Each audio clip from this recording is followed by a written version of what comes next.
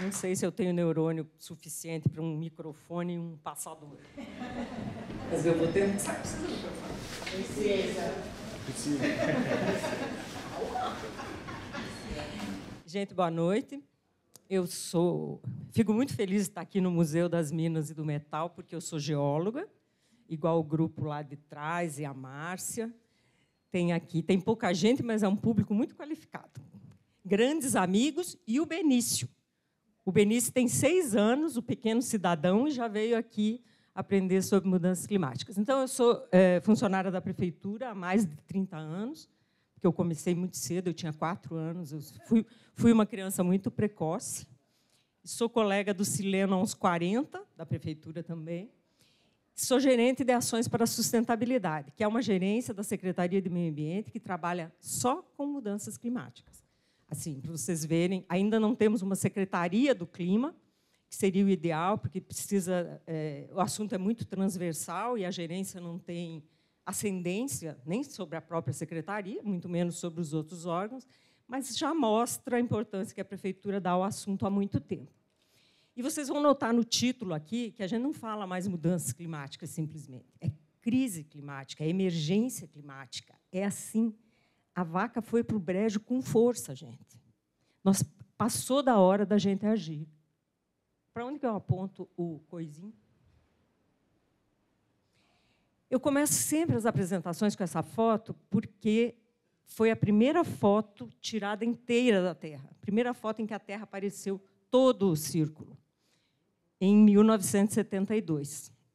E essa foto eu peguei de uma apresentação do Al Gore, que ele também começa com essa foto para falar: não existe planeta B. Ou a gente cuida de morar aqui, ou não tem alternativa. Não vai dar tempo da NASA colonizar Marte, nem colonizar a Lua, nem nada. E nós estamos realmente... O planeta não corre risco, né? Nós estamos realmente correndo risco. Isso não é mais brincadeira e nem é modo de dizer. Essa é a camada da atmosfera, todo mundo aqui cansado de saber, mas nós estamos lesando essa camadinha de nada. Se a gente pegar um globo escolar e passar uma camada de verniz, esse é o equivalente a essa espessura. É muito pouco, é muito sensível essa camada. Eu tenho muitas fotos e dados sobre isso, eu não vou discutir as questões químicas e físicas do aquecimento. O meu objetivo é fazer uma sensibilização, mostrar como é que isso está no mundo e em Belo Horizonte. Mas os dados básicos são esses. Esse aí é o aumento da emissão de carbono a partir da Revolução Industrial. Inegavelmente, um aumento condizente com o uso do combustível fóssil na Terra. Isso aqui não é um aumento natural. E esse gráfico mostra a coincidência da emissão de CO2 em azul com as barrinhas, que são anomalias de temperatura. Até o fim da Segunda Guerra, as anomalias eram negativas. E depois virou aquele crescimento ininterrupto.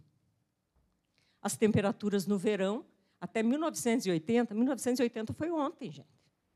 Está muito perto isso. As temperaturas no verão eram assim, 1/3 abaixo da média, 1/3 na média, 1/3 acima da média. Agora elas são daquele jeito.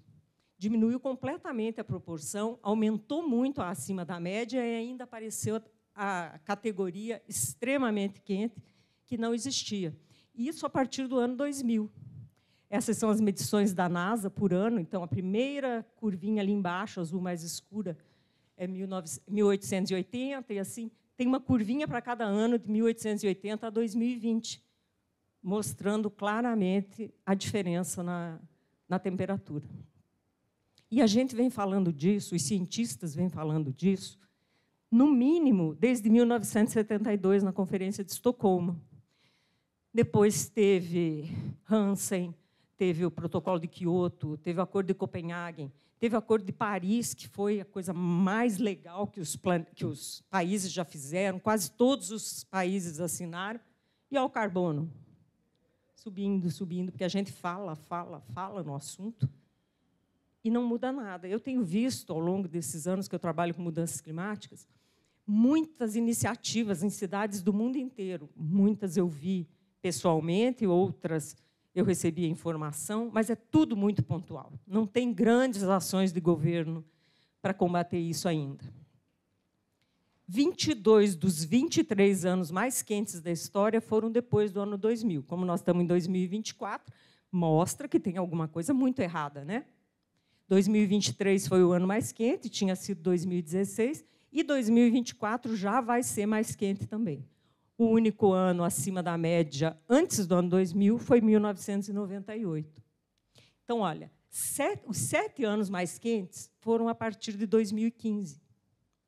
Isso é outra coisa que eu devia ter falado bem no começo. Assim, não tem mais espaço para negacionismo. Não tem mais aqueles grupos assim, eu não acredito. Não tem, não acredito. Todas as academias de ciências do mundo, não é 90, não é 99, não é 99,9, todas as academias de ciências do mundo já estabeleceram que o planeta está aquecendo e que a maior responsabilidade é do homem. Essa notícia da semana passada, que dia que é hoje? 25? 15 dias atrás, o chefe do clima da ONU dizendo que a gente tem 2 anos para mudar. Não é que a gente tem 2 anos para mudar, né? É 2 anos para mudar a nossa maneira de ver isso, o nosso modelo de desenvolvimento. Porque o que se achava que ia acontecer a partir de 2030 já começou. Então, nós já não podemos esperar até 2030. Os primeiros inventários de Belo Horizonte que eu fiz, que eu participei, Sileno fez comigo. E a gente, aliás, muitos eu fiz com ele. E a gente falava, na época, que nós íamos mudar até 2050. Já não podemos esperar até 2050, porque todas essas consequências do aquecimento são previstas através de modelos matemáticos. E os modelos matemáticos não conseguiram prever essa rapidez. Eles foram otimistas nas previsões. Para vocês verem que é no mundo inteiro, Miami, em julho de 23, registrou a temperatura mais alta da história. Isso aqui, gente, no Alasca, em 2021. No Alasca, em dezembro, inverno no Alasca. A temperatura que devia estar em 50 negativos estava em 18 positivos. Não sei como é que o povo de lá não saiu gritando, façam alguma coisa, né? Canberra, na Austrália, um recorde de temperatura em janeiro de 2020. Essa foto não tem nenhuma informação, é só porque ela é muito lindinha. Não é, Benício? 2023 foi o ano mais quente na Europa, 2025 tinha sido o anterior, porque tem isso. Às vezes a gente fala na temperatura mais alta globalmente, às vezes a gente fala por continente, às vezes a gente fala do verão mais quente. Então, tem que estar atentos, porque vocês podem ver um dado e achar que ele é contraditório com o outro. Não é. Ele está focado de maneira diferente. Quer dizer, pode ser que esteja errado, né? A temperatura na Sibéria alcançou 38 graus em junho de 2020. Anos mais quentes têm mais incêndios. O gráfico também mostra uma coincidência inegável entre a temperatura, em amarelo, e os incêndios, em laranjado. Muitos incêndios. Austrália, em dezembro de 21. O Brasil, em agosto de 20. E teve isso. Como teve o negacionismo do governo federal, nessa época aqui, nós regredimos muito em termos de normativa e de importância dada ao tema. Foi destruído o pouco que a gente tinha conseguido avançar em termos de metas e leis, e atrasou um outro tanto de regulamentações. Vocês lembram dessa foto que correu o mundo nessa época, que era lá no Pantanal? Quero dizer para vocês que essa oncinha está boa, viu, Benício? Eu vi uma reportagem há poucos dias dizendo que eles recuperaram esse bichinho tão bonitinho. 93% desse calor vai para o oceano, que significa aquecer a água da superfície, mudar as correntes e causar mais eventos extremos de chuva, que ocorrem agora 4 vezes mais do que na década de 80. E Belo Horizonte tem um dado específico sobre isso. Dos últimos 10 anos, 60% das chuvas mais intensas dos últimos 10 anos em Belo Horizonte ocorreram nos últimos 3 anos. Ondas de calor, ano passado, nós tivemos 4 anos de calor em um ano, que não se tinha antes, né? Recordes de precipitações. Também, olha, em 1950, quantos recordes eram? as trombas d'água, por causa desse calor a mais no oceano, as notícias de jornal o tempo todo, a maior chuva de não sei quando, a maior chuva de não sei quando. Eu fui a um evento em Contagem ontem, e o prefeito de Itabirito deu um dado da maior chuva. Ele ficou com 70% da cidade debaixo d'água, agora, há poucos anos. Chuvas torrenciais no Mississippi, em Belo Horizonte, aquela chuva de 2020, que ninguém nunca vai esquecer, e que a gente daí também pode falar, levantar o assunto da justiça climática, porque esse foi o ano em que afetou a classe média e a classe alta, né? A chuva. Até em frente à casa do prefeito, destruiu a rua e tal. Coisa que não acontecia antes, né? Antes, assim, a gente estava acostumado a ver, porque é só na favela, porque o povo mora em área de risco, mas por que o povo vai morar em beira de córrego, né? Então, assim, era aquela coisa, não acontece comigo. Eles é que estão sujeitos a isso. E aí, aconteceu isso com a classe alta também, só que as ruas, a infraestrutura da classe alta já foi consertada. E a das favelas ainda não foi. Por isso apareceu o termo de justiça climática, porque a gente tem que priorizar os investimentos para as áreas mais vulneráveis. 4 milhões de pessoas desalojadas. Na Índia e no Nepal é tudo over, né? Porque é muita gente. Mas aonde que se coloca 4 milhões de pessoas desalojadas de uma vez só? 400 mil pessoas afetadas pelo tufão nas Filipinas. Em Nova York, 130 bilhões de dólares em zonas de inundação. E o prefeito de Nova York falou agora que eles vão construir, porque mesmo que a gente pare de emitir hoje todo o CO2, os efeitos que já aconteceram, que já começaram, vão continuar. Então, o oceano vai continuar subindo, as geleiras vão continuar derretendo. E aí o prefeito de Nova York vai construir um dique, que vai ser assim, uma promenade, para não ficar simplesmente um muro, de 16 quilômetros para proteger essa área de Manhattan. Na Índia, eles tiveram, junto com a Covid, um ciclone. Inundações afetam desproporcionalmente mais a população negra. Isso é dado científico, isso é número. Que no Brasil é também, né? Só que aqui nós temos muitos pobres brancos também. Lá se fala pobre e eles vão pensar em negro sempre. Volta à justiça climática. Papa Francisco já falou isso em 2015. Na verdade, porque é um pouco óbvio, né? Eu tenho um colega de meio ambiente, nós temos, Flávio Sileno, um colega de prefeitura, que me disse um dia, Soninha, eu acredito no aquecimento. Ele não era nem louco de me falar que não, né, ali, na minha cara. Eu acredito no aquecimento, acho que essas coisas estão acontecendo, mas eu acho que a humanidade vai se adaptar. Pode ser.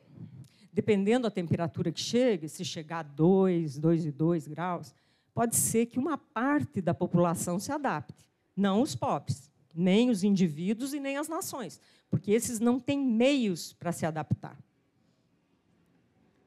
A pior seca na Europa, as cataratas do Iguaçu. Eu nasci lá do lado, numa cidade do lado de Foz do Iguaçu. Então, enquanto eu morei lá, enquanto eu era criança, todo hóspede que ia, a gente levava para ver as cataratas. Eu vi isso aqui uma vez em 1975. Nunca mais vi. E agora, nesses últimos anos, está acontecendo todo ano, ou quase todo ano. E daí, no ano seguinte, eles têm que fechar também essa passarela, porque aí é muita chuva, a vazão está muito alta, como aqui. Outubro de 22. Esse é um lago da Índia, que ficou sem água. E, por falar em água, aproveitando que tem Copasa aqui, Samir e Célia, não adianta. Na Cidade do Cabo, em março de 21, eles estabeleceram, eles chamam agora, do dia zero das mudanças climáticas, porque a cidade ficou sem água, sem nada, não tinha nenhuma fonte de água funcionando na Cidade do Cabo naquele ano. Em Montevidéu foi o ano passado, né? Nós aqui tivemos, em 2014 e 2015, aquela grande baixa dos reservatórios. Os níveis de água subterrânea abaixaram muito também. E não é só o aquecimento, também tem o desequilíbrio. Então, tem recordes negativos de temperatura no hemisfério norte, em geral, né, porque é lá que está habitado. O lago na Bolívia, que eles não sabem se vai encher de novo. A falta de neve nos Andes, ameaçando a sobrevivência dos negócios. Aqui, a estação de Las Lenhas, informando os clientes que não tinha neve para ter pista de esqui. Esse cara se deu ao trabalho de tirar a foto no mesmo lugar, em 2002, 2007, 2009, 2014, 2016. Olha as neves lá atrás. A Alemanha registrou a maior variação de temperatura em uma semana, de menos 24 a 18. E esses são os eventos extremos, um pequeno recorte dos eventos extremos. Apesar de que inundações, que é o em azul, tem uma variação, um aumento maior de eventos, as ondas de calor, a temperatura extrema, é o evento extremo que mais mata no mundo. Mata mais que inundação, deslizamento, tufão.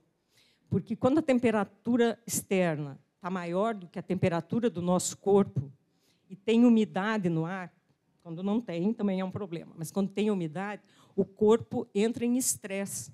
Não só o nosso, todos os organismos de sangue quente. O nosso corpo não consegue lidar com isso durante muito tempo. Então, dependendo da temperatura externa, um corpo jovem, um corpo humano jovem, só sobrevive 5 horas. E, à noite, a temperatura não está baixando o suficiente para que esses organismos se recuperem. Há quanto tempo vocês não usam cobertor, gente? Quanto tempo vocês não usam casaco? É só lembrar, assim, da infância ou da juventude e ver agora.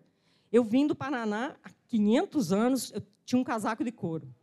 Eu não cresci nem nada durante todo esse tempo, o casaco ainda me serve. Eu não sei há quanto tempo eu não uso ele, porque a temperatura está mesmo mais alta.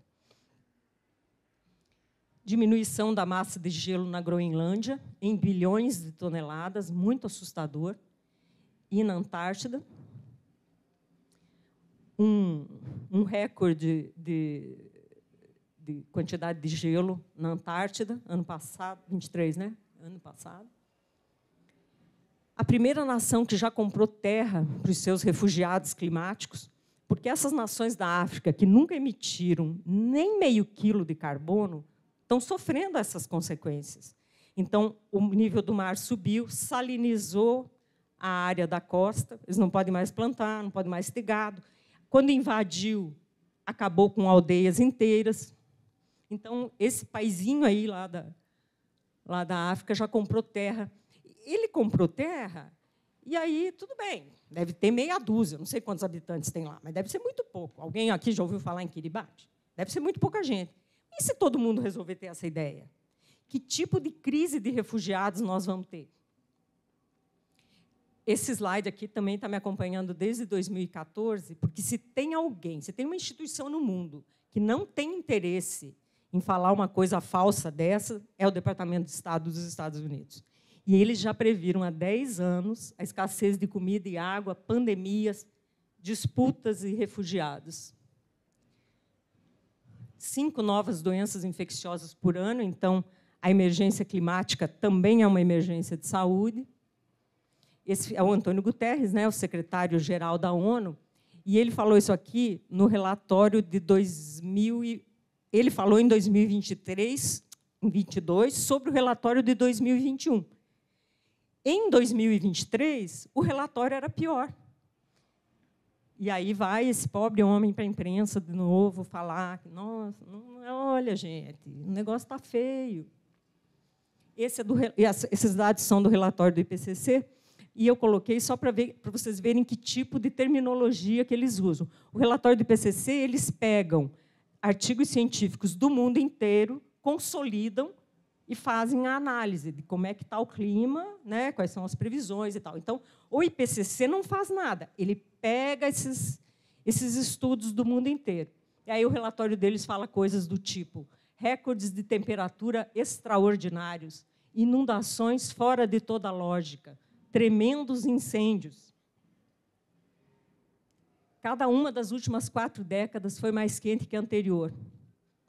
Desde de 1900, o nível do mar subiu mais rápido do que em qualquer outro período.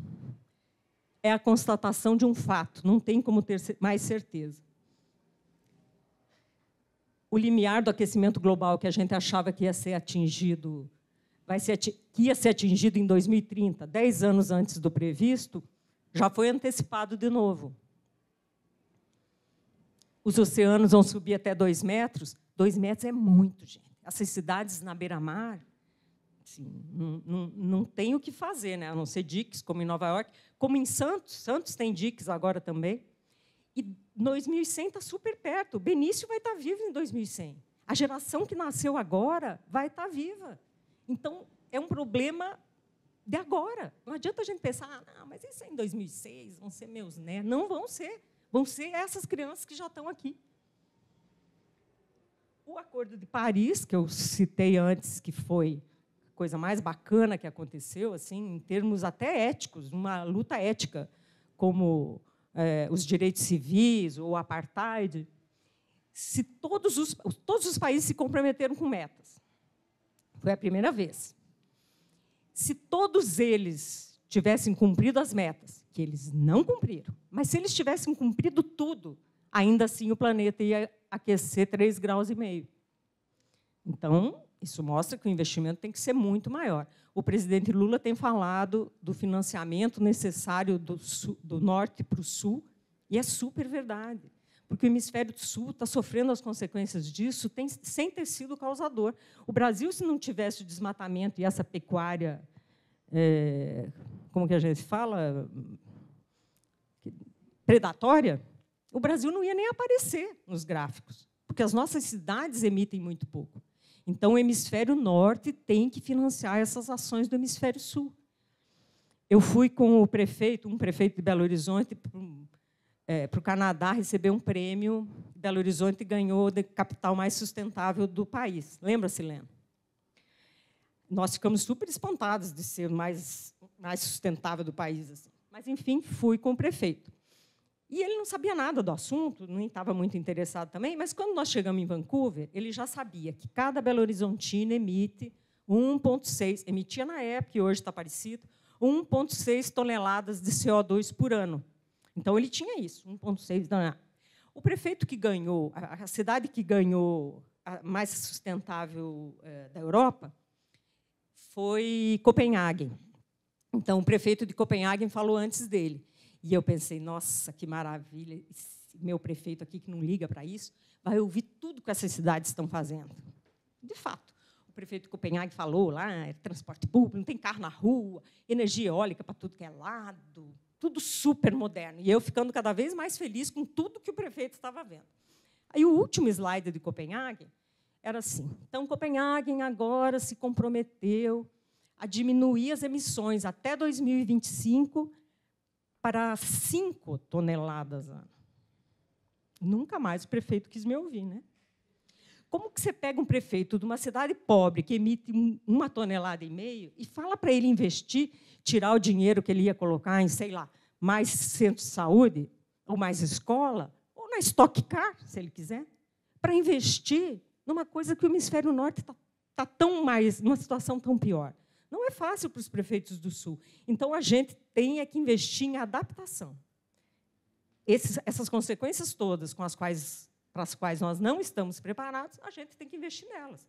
Então, é permeabilizar a cidade, mas eu vou chegar lá, estou falando mais cedo do que eu devia. Os Estados Unidos o Trump ganhou a eleição e queria sair do Acordo de Paris. Mas eles já tinham previsto isso, então tinha uma cláusula que só podia sair depois da eleição seguinte. Mais de 240 empresas firmaram o compromisso de se tornarem 100% sustentáveis. Vamos dar um grande desconto para isso, porque ao capitalismo não interessa. Então, tem um greenwashing imenso nessa história, um faz de conta imenso. Mas, enfim, já é assunto, já tem que se preocupar, já tem que dar algum tipo de resposta. No Reino Unido, eles têm um grupo de 40 pessoas ligadas, uma comissão ligada ao gabinete do primeiro-ministro, que todo ano faz um relatório sobre as medidas que foram implantadas, que estavam previstas e foram implantadas, e as que não foram. Em junho daquele ano, eles entregam um relatório publicamente para o primeiro-ministro, perto da imprensa e tal, e o primeiro-ministro tem 4 meses para responder, também publicamente. Eu não sei o quanto eles avançaram, eu não tenho essas vira-latices de achar que eles estão muito melhores, não. Mas o fato é que isso é muito transparente. Eu assisti uma apresentação de uma cidade da Polônia, semana passada, a cidade de Lodz. É mais ou menos do tamanho de Contagem, assim, tem uns 800 mil habitantes. A maior fonte de emissão deles é o aquecimento dos edifícios. O nosso é o transporte, então, são realidades muito diferentes, né? Os táxis na Cidade do México. Isso é outra coisa que a gente tem que pôr assim 2 pés atrás. Táxi, tudo bem. Táxi está o tempo todo na rua. É melhor a gente tirar... A Rejane já me ouviu falar isso hoje. Desculpa aí, Rê. É melhor a gente tirar todo mundo que está nos carros e colocar em ônibus a diesel do que investir agora em ônibus elétrico. Em carro elétrico é carro, gente. Nós vamos mudar o combustível e deixar o mesmo problema nas ruas? Mesmo que não haja aquecimento global, vamos que os negacionistas tenham razão. O planeta não suporta mais isso, com ou sem aumento de temperatura. Então, tirar todo mundo dos carros e pôr no transporte coletivo é muito mais racional e adequado para a nossa situação do que comprar ônibus elétrico. Em Santos, eles já têm os diques lá, também se prevenindo, porque lá em Santos a praia já subiu também. Em Paris, as pessoas têm que estar, no máximo, 7 minutos a pé de uma área de refrescamento, que tem muitas áreas verdes, mas, se não estiver perto de uma área verde, nos dias de muito calor, os museus, bibliotecas, prédios públicos com ar-condicionado, que todos vão ter, de certo, têm que ficar abertos 24 horas por dia, porque as pessoas não aguentam essa temperatura alta. As crianças, como o Benício, se envolvendo ali. E em Belo Horizonte também estamos vivendo as mesmas coisas, né? Recordes de frio, vocês lembram? Isso foi ano passado. 3 recordes de frio na mesma semana e também recorde de calor. Aliás, esse calor, desde agosto, né, que nós estamos com calor. Com essas consequências da chuva, perdas materiais, perdas humanas, graças a Deus, a gente não tem, mas as materiais são muitas e são anuais. Isso aqui foi aquele incêndio da Serra do Curral, que deixou o povo ali do Buritis enlouquecido, porque o fogo estava chegando super perto. Mas a Prefeitura de Belo Horizonte acordou muito cedo para esse problema. O nosso comitê é de 2006, tem quase 20 anos de Comitê de Mudanças Climáticas, com participação da sociedade e tal, do Legislativo, e eles têm participado realmente de todas essas nossas discussões sobre a política climática. O plano de redução, os inventários, o plano de adaptação, sempre o comitê está. Claro que nós, da Prefeitura, somos muito mais frequentes, nós, afinal de contas, estamos sendo pagos para isso, né? A sociedade civil participa mais ou menos em pulsos, assim. Um assunto mais interessante, um dia mais fácil, vão, depois esvazia. Mas, enfim, eles estão lá, e eles sabem que eles são membros do comitê. O primeiro inventário fizemos em 2009, mais relativo a 2000, 2007, o que significa que nós temos a maior série de inventários do país e um dos maiores do mundo. Nós temos 22 anos inventariados. O selo BH Sustentável, que dá um selo, dá um reconhecimento aos empreendimentos que economizarem água, energia, reduzirem a geração de resíduos. A Lei de Mudanças Climáticas, que é ruim toda a vida, mas a gente tem. Nós refizemos a lei, junto com o comitê, ficou uma lei mais moderna, ficou muito bacana, muito adequada para Belo Horizonte, porque essa lei é de 2011, e, nesse tempo, tudo isso evoluiu muito, os estudos evoluíram muito, a gente tem mais clareza, mais amadurecimento sobre a situação, então a lei ficou muito melhor. Aí a lei foi para a Câmara, ficou lá, os vereadores mandando pedido de diligência, por que não pôs isso, por que não pôs não sei o que lá, por que isso é assim? Várias, mas tudo bem, a gente respondeu tudo. Foi para votação em primeiro turno, foi aprovada. Na votação em segundo turno, nós fizemos a reunião extraordinária do comitê na Câmara, para todo mundo participar daquele momento. O primeiro abriu a votação. O primeiro deputado que foi falar, pegou o microfone. Eu falei deputado? Vereador. Gente, eu queria ver se vocês estavam prestando atenção. Só a Flávia e a Célia que estavam. O vereador foi para o microfone e falou: presidente, eu estou com muitas dúvidas sobre esse projeto de lei, porque a FIENG me mandou um relatório, e no relatório da FIENG eles estão muito preocupados, a cidade não deve legislar sobre isso não sei o quê, vai atrapalhar emprego. Que emprego, parceiro? Que emprego que vai atrapalhar? Então, eu solicito a Vossa Excelência que retire de pauta. O presidente da sessão falou assim: retirado, próximo assunto. Após ampla discussão, tirou de pauta, e daí, meses depois, quando foi a votação, foi derrubado o nosso PL. Agora, a gente tem que esperar a próxima legislatura. Então, vocês veem que uma cidade é um local de muitos conflitos e muitas contradições, né? E, enfim, esse é o nosso dia a dia. O plano de redução é de 2013, mas em 2020 nós fizemos outro, muito melhor também, muito mais amadurecido também, que tem 99 ações de mobilidade, saneamento e energia para a própria prefeitura. E nós estamos lá. O selo também foi revisto, e outro inventário. Ali, ó, como eu sou sutil, eu coloquei a lei em tramitação e risquei. Porque eu não ia falar nada, eu ia ser mais... Essa adesão ao Race to Zero aqui é um compromisso que Belo Horizonte assumiu na COP de 2 anos atrás, aquela COP que foi em Glasgow, de reduzir pela metade as emissões até 2040 e zerar até 2050. Zerar significa zerar líquido, né? Porque, claro, que nós vamos continuar emitindo, mas tudo que for emitido tem que ser compensado. Esse é o compromisso de Belo Horizonte e de muitas cidades e países do mundo. Esse é o nosso mapa de vulnerabilidade climática, que mostra, em 2016, como é que estávamos para inundações, deslizamentos, dengue e ondas de calor, e como estaremos em 2030. E acho que nós já estamos desse jeito aí em 2024. Não estamos, não, Rejane? O que você achou daquele mapa? Nós vamos ter um novo mapa, mostrando onde são mais necessárias as soluções baseadas na natureza, que vai ser lançado no dia 4 de junho, lá no auditório da Prefeitura.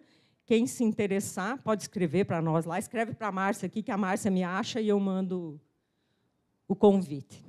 Belo Horizonte recebeu 4 vezes o prêmio de capital mais sustentável do país, acreditem vocês ou não, mas a gente tá recebendo esses prêmios, gente, sendo muito honesta, por causa das coisas que a gente sabe, porque nós temos um arcabouço técnico e legal muito em conformidade assim, com tudo que tem de mais moderno no mundo, mas a nossa prática é a mesma de 40 anos atrás. A gente ainda está canalizando córrego, a gente ainda está tirando árvore, para fazer edificação, né? Mas o que a gente sabe nos possibilita esse reconhecimento do mundo. Há 2 anos, teve um relatório do IPCC, esse da ONU, que eles têm uma versão para gestores, para tomadores de decisão municipais. Aí, o IPCC fez eventos nos 5 continentes, com várias cidades, mostrando esses dados e a maneira de apresentá-los aos prefeitos. Depois, eles escolheram 8 cidades, 2 nas Américas, 2 na Europa, 2 da África, Ásia, Oceania, enfim, para irem para uma reunião com os cientistas do IPCC lá em Londres, no primeiro dia que a Inglaterra teve 40 graus de temperatura na sua história. Das Américas, tinha Belo Horizonte e Nova York. Então, tem um reconhecimento internacional, realmente, do avanço do nosso arcabouço. Esse é um inventário, se alguém tem curiosidade. Nosso inventário foi aumentando, ali, ó, as nossas emissões foram aumentando até 2014. Foi um período em que... Nós temos até antes de 2009 também, né? Foi um período em que o país estava crescendo muito, né? 2014 foi o ano da Copa, então, muitas obras aqui em Belo Horizonte. Isso, eu estou falando isso para vocês, é o que a gente interpreta desses dados. Não tem nada assim de científico, de eu dizer, não, foi por isso. Parece óbvio que foi, né? Em 2015, começou a nossa crise política e econômica e a pobreza. Então, diminuíram as emissões, porque pobre não emite. Não é por causa das nossas ações de sustentabilidade, é por causa da pobreza que aumentou. Aquele tombo ali em 2020 foi a pandemia, que nós recuperamos rapidamente. Mas a nossa previsão, quando nós fizemos a curva, a Silene estava nisso também, do business as usual, das emissões, nós fizemos por aqui assim, e a curva aí, precisava ser uns 20 centímetros mais alta, né? A curva ia subindo assim, e ela não descia em 2015, ela continuava subindo. Então, nós tínhamos que reduzir, o nosso plano era reduzir 20% até 2030 do que seria se a curva continuasse daquele jeito. A pobreza foi tanto, as emissões caíram tanto, que nós estamos emitindo hoje muito menos do que a gente estaria emitindo em 2017, se as coisas tivessem continuado daquele jeito. Algumas ações da prefeitura contribuíram muito para a redução, especialmente a captura de gases dos aterros e a geração de energia elétrica. Isso foi sensacional. Além de capturar muito carbono, é muito racional, né? Você usar aquilo e gerar energia. Belo Horizonte foi a primeira capital a ter toda a iluminação pública e os semáforos de LED, e o BRT também ajudou mais. Mas, para vocês verem como não tem solução fácil, o BRT, como ele vai mais rápido e leva mais gente, ele emite menos, só que ele tem ar-condicionado. Aí, desbalança o nosso ganho com a rapidez e a quantidade de gente. Também o plano diretor está muito voltado para a questão climática. O plano diretor já previa isso, ele é muito bom nesse sentido. O incentivo para a redução de consumo é o selo BH Sustentável, e o plantio de árvores para reduzir ilhas de calor. Estou até meio com vergonha de falar disso nesses tempos, mas, de fato, a gente tem esse plano, né? O plano é plantar 17 mil árvores por ano, que é muito pouco. Barcelona, por exemplo, quer plantar 2 milhões até 2030. Então, o nosso é realmente tímido. Mas nós estamos nessa luta, né, gente? Isso é coisa da Secretaria de Meio Ambiente, a gente continua acreditando. Esses projetos do eixo mais vida e menos emissões, que são a biofábrica de Joaninhas, todo mundo conhece a biofábrica? Nossa, aquilo é bonitinho demais, gente. Para evitar o uso de inseticida, essa biofábrica, lá no Parque das Mangabeiras, produz joaninhas e crisopídeos, né, Rejane, o nome do outro, que daí distribui para quem se cadastra no site. Eles distribuem um pacotinho com as larvas, porque a larva é mais voraz do que o bichinho. Aí o cara não usa inseticida para pulgão, mosca branca, todos esses insetos, e a prefeitura distribui gratuitamente, claro. Só que a gente também não dá conta da demanda, porque só tem uma biofábrica e muita gente quer, inclusive porque o bicho é bonitinho, né? E a nossa ação, nosso projeto mais novo, o nosso PET, é um refúgio climático. A intenção é implantar muitos pela cidade. Nós estamos começando com um lá na Rua Carijós, que eu não tinha foto, então eu botei só das propostas, né? Esses aí não são reais, são desenhados. Um refúgio climático, justamente para as ondas de calor. Vocês podem ver que, se vocês andarem no centro da cidade, quem anda a pé, evidentemente, se você andar no centro da cidade, a cidade é hostil. Você não tem um lugar para sentar. Se você quiser água, você vai ter que comprar, o que é um absurdo sem tamanho, né? Vamos combinar que não ter água, bebedouro público, é o fim da picada. Então, um refúgio climático, imitando aí todas essas cidades que já começaram com isso, o refúgio tem que ter um banco, né? Um lugar para a pessoa sentar e descansar. Como que você senta no centro da cidade, gente? Um lugar que passa 600 mil pessoas por dia ali, na Praça 7. Não senta. Aliás, ali na Praça 7 até senta, né? Que tem aquele bancão. Então, tem que ter um banco, tem que ter a sombra de uma árvore, porque a sombra de uma marquise é muito menos. A árvore diminui a temperatura, né? Um conjunto de árvores pode diminuir a temperatura em até 6 graus. Então, tem que ter um banco, uma árvore e água. Nós vamos instalar os bebedouros públicos em Belo Horizonte. Nem que isso nos custe, assim, a todos o cargo. Eu vou dar o nome do Sileno, o Sileno perde o cargo daí, não eu. Tem que ter esses 3 elementos. E a área, de preferência, é permeável, porque não faz sentido a gente pensar nisso tudo e daí impermeabilizar o terreno. Nós vamos instalar 4 até o final do ano. Eu sugiro que vocês conheçam lá o da Rua Carijós, que ainda está muito assim com cara de pracinha e não de jardim. Ele tem muito concreto, porque nós passamos por uma empresa para fazer como compensação ambiental, e a empresa encheu de concreto lá. Não era a nossa intenção, mas, enfim, é o primeiro, é um protótipo, vamos ver o que avança. A primeira pergunta que todo mundo me faz, eu apresentei isso para vários órgãos da administração e para pessoas de fora. O primeiro comentário, nem é pergunta, as pessoas têm certeza. O primeiro comentário é: ai, mas o morador de rua vai sentar. Sente, gente. Porque é morador de rua, ele não tem direito de sentar? Porque ele está morando na rua, ele tem que sentar no meio-fio, enquanto a classe média senta no banco? Ah, mas o morador de rua vai vandalizar o bebedouro. Só em Belo Horizonte, né? Assim, o mundo inteiro tem. Em Belo Horizonte não dá, porque o Belo Horizontino não cuida. Vamos transpor isso, né? Vamos acreditar na população e vamos cumprir o papel de prefeitura. Para que a gente existe? Nós vamos ter que fiscalizar, nós vamos ter que informar, educar, substituir. Não tem jeito. A gente morou, o Guilherme é de Curitiba, meu marido, e eu morei lá uns anos também. Aquela Rua das Flores, em Curitiba, quando eles começaram, a prefeitura plantava e o povo arrancava. Plantava e o povo arrancava. Isso foi não sei quanto tempo. Até que hoje fica lá. Eles plantam o repolho lá e o repolho fica. Porque as pessoas se acostumaram, aquilo é delas. Nós vamos fazer isso com os refúgios, nós vamos fazer isso com o bebedouro. E acho que cada um de vocês devia ser multiplicador dessa ideia e também desse conceito. A cidade tem direito a isso e nós vamos fazer. Nós vamos resolver todos os problemas que surjam para que a cidade se acostume com esse bem, cuide desse bem, que é para o coletivo, né? Então, deixando a reflexão aqui, faz muito tempo que nós estamos sendo alertados sobre isso. O primeiro evento de mudanças climáticas que eu fui foi em 2007, no Cairo. E lá, a cidade de Alexandria mostrou o mapa que eles já tinham de como é que a cidade ia ou vai ficar em 2040.